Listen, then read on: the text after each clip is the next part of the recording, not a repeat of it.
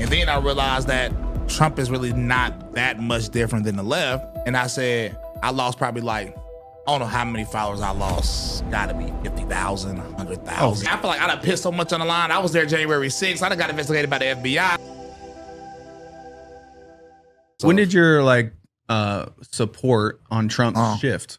So funny enough, it didn't even shift during that moment because I found the way to excuse Trump. I was like, it's not Trump. It's probably just somebody around him like that. Like that dude, Richard Grenell.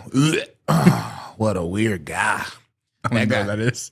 He's Trump's right-hand man. Look him up. Okay. I think he was the anti-Bryson guy pulling all the strings in the Trump campaign. But he got on Dave Rubin podcast and said being gay makes him a better Christian. Yeah. Oh, wow. Oh. That's wild. Okay. Yeah. Google him. I see how powerful he is. Yeah, I said your name, bucko. But but Trump, so it started with COVID, right? Because the thing with Trump is so many people were lying on him that it sort of made you believe everything about what's said about him was a lie, including me, even my wife, all of us that was conservative for real. It was like so many lies are coming from the left that everything is a lie about Trump's. You know what I'm saying? Not saying Trump was perfect, but it was like you just went hard defending him. But what made everybody see more clearly was COVID. And the way he pushed the jabs yeah. It was weird. And what really got me is there was one phone call interview he had on Fox News. It's kind of hard to find it on YouTube, but you can find it. I probably got it on my phone. And he was like, the only reason people didn't want the jab is because Democrats were telling them to get it. He said if it was just me, everybody would get it.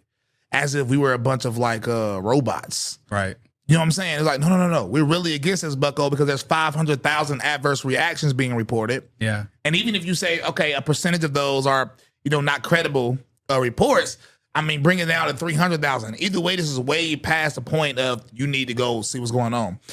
And so that was the first chink in the armor. I was like, okay. Yeah, that was like big ego arrogance about something that is like a personal decision. Yeah. And it was like, so you view us as just like people that just do whatever you say. Like you really view us as a cult like the left says we are. Wow. So I thought that was weird. So I started criticizing him openly for that. Trump supporters was making up a bunch of excuses. Then he hosted an LGBT party at his house. And I was like, I remember I went live with my homie Suni. And I told Suni, I said, this might be one of the last straws for me, bro. Like at this point, I'm like, I don't even know if I'm really wearing the MAGA hat, but I kept wearing it because I'm like, I'm separating the movement from Trump. That's what I was trying to do. I was like, but it's so hard to explain that. Yeah. It was like, so I was trying to say it's about America, not about Trump per se. You know what I'm saying? Because, like, I feel like the back half, I feel like I done pissed so much on the line. I was there January 6th. I done got investigated by the FBI. Yeah, you bought in. Yeah, you were. So I'm like, I'm a part of the movement. It's bigger than Trump. That's where my mind was. I'm like, you know what I'm saying? So then I think it was 2022, the midterms. He blamed pro-life people, right? For why Republicans didn't have a better outing.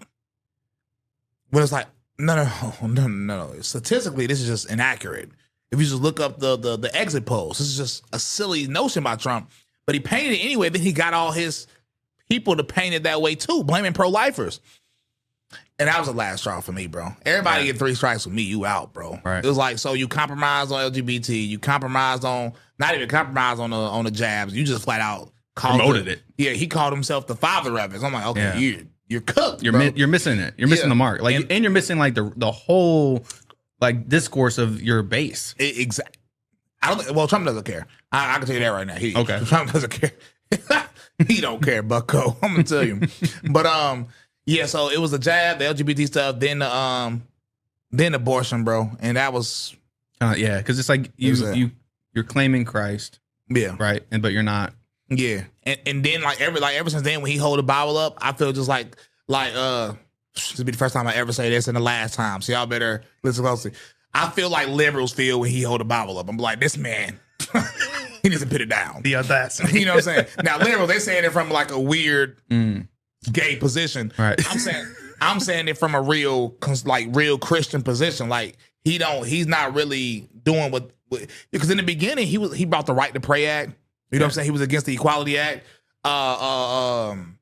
Justice Clarence Thomas, and he didn't have nothing to do with Trump. Trump didn't help him get in or nothing like that. But they were talking about overturning Obergefell, which is the same-sex marriage, and I'm like, yo, you know what I'm saying? But he flipped. Trump seems like he just does whatever he needs to get votes. Right. So do you think now that he is in office that there is are you seeing progress? No. You're not seeing that? Okay. Are you seeing, so do you think God like spared his life to be able to get him in that seat? There's two ways to go about this. And I don't know why. You know what I'm saying? He got shot. I don't know why God allowed him to live. But there's two ways to look at it. You can look at it as for him to do some good. Or you can look at it as for him, because, I mean, think about it. Bringing peace in the Middle East. You know, a lot of stuff he does is kind of prophetic, but not in a good way on his part. You know what I'm saying? So some people call him the Antichrist. I don't think he's biblically sound enough to be the Antichrist.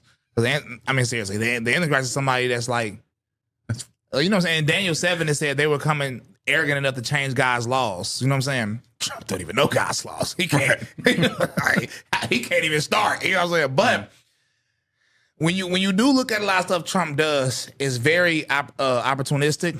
And it is giving kind of like wicked vibes. I don't think he understands it though. I don't think he understands it, but it is very wicked. So I think God spared his life to really expose everybody. Expose the left, expose the right, expose to show that it's really all the same. Everybody working together.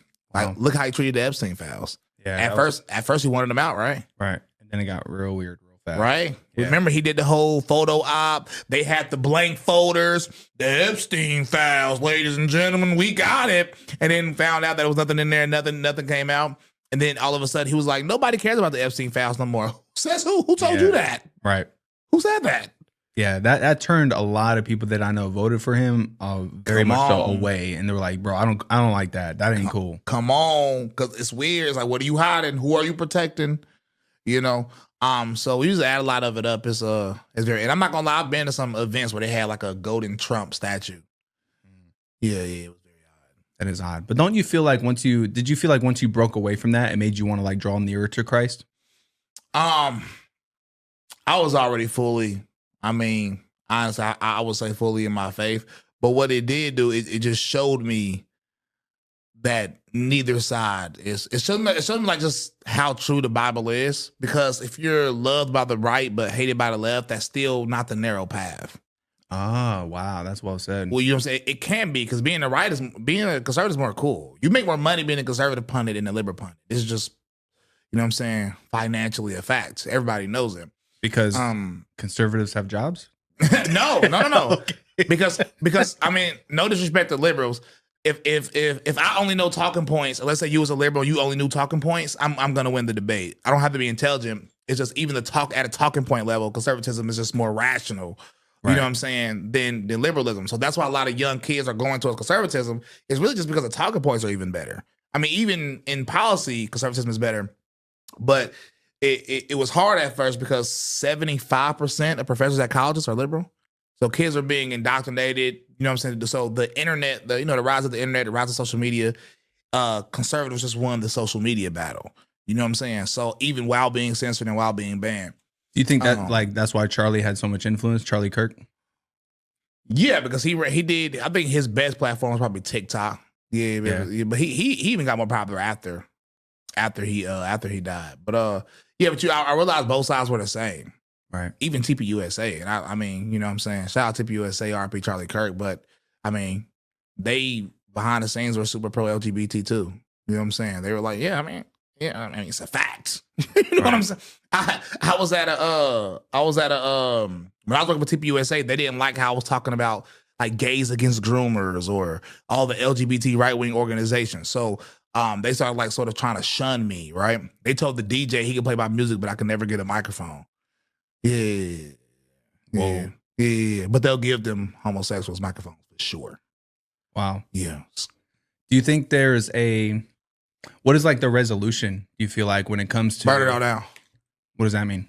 Huh? What does that mean? What Expose them all. Expose them all. I mean, it's what it is. They all are wicked. They all are disgusting. They're all degenerates. I mean, all these right wing influencers that claim to be Christian, they're degenerates behind the scene anyway. Yeah. I mean, literally, everybody know. So when you really the thing is, they got to get exposed too. But I think that's naturally happened. Look how the right wing is everything is fractured now. Is everything is getting to smaller and smaller sects, right? Black versus white, pro-Israel versus anti-Israel.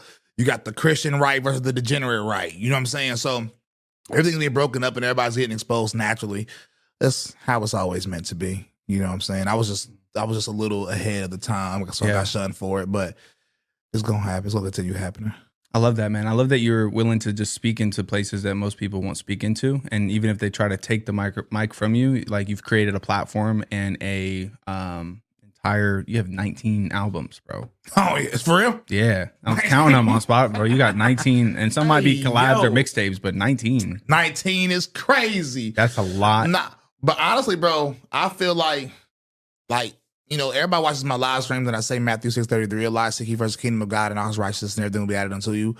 But the reason I say it so much is because I feel like I lived it. You got to think about it. Like, I was making worldly music. I had songs on the radio where I'm from in 2017. You know what I'm saying? I came out supporting Trump and being bold about my religious beliefs. I lost those connections, right? But then I created an entire genre called MAGA rap, right? Where I'm mixing my Christian faith with my political beliefs. And then that blew up to the point where Vice News had to do a documentary on MAGA rap. You know what I'm saying? And then I realized that, okay, Trump is really not that much different than the left. And I said, I'm done with this. I'm only focusing on God, because I realized that both two wings of the same bird. I lost probably I don't know how many followers I lost criticizing Trump, but I mean, gotta be 50,000, 100,000. Oh, for sure. Because what got you there is that was what got you there. Yeah. And then so they're like, oh, we're gonna depart from this. I found out the hard way that they cared more about Trump than they cared about my religious beliefs. I thought people, because even that picture that he pulled up, I had on the Team Jesus shirt. Right. That's I did it on purpose to make sure that y'all know that this is God first. Now look, God, look. That's the one on the heart. Come on. It's facts. This is where you vote in your mind. You feel me? So I always wanted to make it clear that it's God first. I had a song called God First too early on to make that point across, but clearly it didn't matter. Because when I started criticizing Trump in defense of scriptures, people still was like, no, we're done with Bryson Gray. And I think I had 13 million streams, and then the next year I had 11 million. So I decreased by 2 million streams.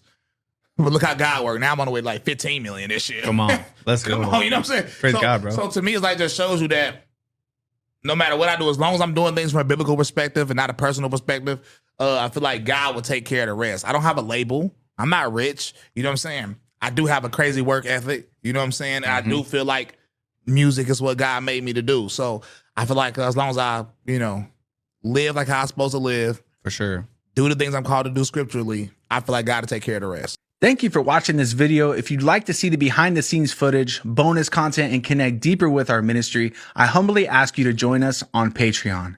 Patreon is the best way to partner with our ministry, and you get early access to so many of the cool things that God is doing in our ministry and all around us. All you have to do is go to the link in the description of this video, as well as if you wanted to type it out, patreon.com/ILikeBirds. And there you'll see different membership options that you can choose from, and whatever the Lord leads you to partner with us in, we truly appreciate it. So thank you so much for signing up, and I look forward to seeing you on the next video.